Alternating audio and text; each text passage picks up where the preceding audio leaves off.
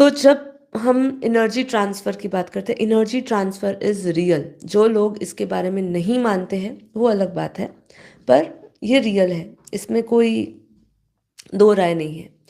आपके आपके ऑरा से दूसरे के ऑरा में एनर्जी ट्रांसफ़र होती है। अब उसमें बापूजी ने समझाया कि जब आप किसी को याद करते हो तो एक्शन का रिएक्शन आता है। आपने याद किया किसी को, आपके ऑरा, ऑरा मतलब आपका जो आकाश तत्व में जितना भी फीलिंग्स, इमोशंस, रिकॉर्डिंग जो कुछ भी है, उस आत्मा उस दूसरे जिसको आप याद कर रहे हो उस आत्मा के प्रति, वो भी आपके अंदर आपके आकाश तत्व में रिकॉर्डेड है। आपके ऑरा में, आपके आकाश तत्व में जो भी फीलिंग्स, इमोशंस भरे हैं, वो उसको टच करेंगे। इसलिए बापूजी इसमें क्या कह रहे हैं, तुमने उसे याद किया, तुम्हारी पावर उसमें गई। तुम्हारी पावर उसमें गई तो उसका जो कचरा है, मतलब अगर वो आत्मा विकारी है, क्योंकि बापूजी ने उस वीडियो में ये भी बोला कि ये तो जो राग, द्वेष, ईर्ष्या ये सब छोड़ने की जो बात आ रही है, तो छोटे-छोटा विकार है। लेकिन इसको छोड़ना बहुत महत्वपूर्ण है। तो ये भी अगर किसी आत्मा को जिसको याद कर रहे हो वो नेगेटिव है।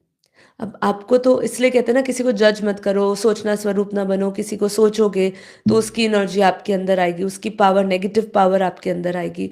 वो आत्मा नेगेटिव है। उसका ऑरा, उसका आकाश तत्व में नेगेटिव वाइब्रेशंस है। आप उसको याद करोगे, उसकी एनर्जी, उसके ऑरा में जो नेगेटिविटी है, उसके आकाश तत्व में जो नेगेटिविटी है, वो आपके ऑरा में आएगी। आपकी पावर उसको मिलेगी। मतलब आपने अगर योग किया और योग में आप अच्छे संकल्पों से भर गए, आपके अंदर पावर भी आपको महसूस होती है। लेकिन जब भी हम किसी ऐसी आत्मा को याद करते हैं जो विकार युक्त होती है, अब देखिए कभी किसी को याद करके आपको गुस्सा आ जाता है। अब ये गुस्सा आपका इनबिल्ट नहीं था, आपने किसी को याद किया, उसके वाइब्रेशंस ही ऐसे हैं, उसको याद करते ही आपके अंदर वो एनर्जी ट्रांसफ़र हुई। तो एनर्जी ट्रांसफ़र इज़ रियल। इसलिए बापूजी कहते हैं सोचना स्वरूप नहीं बनना। इसलिए जो साधक होता है, जो रियल साधक है या जो संत हैं, वो हमेशा अपना ग्रुप डिसाइड करते हैं, अपना सर्कल डिसाइड करते हैं, मुझे किसके साथ रहना है, किसका संग लेना है, किसको याद करना है, किसको याद नहीं करना है।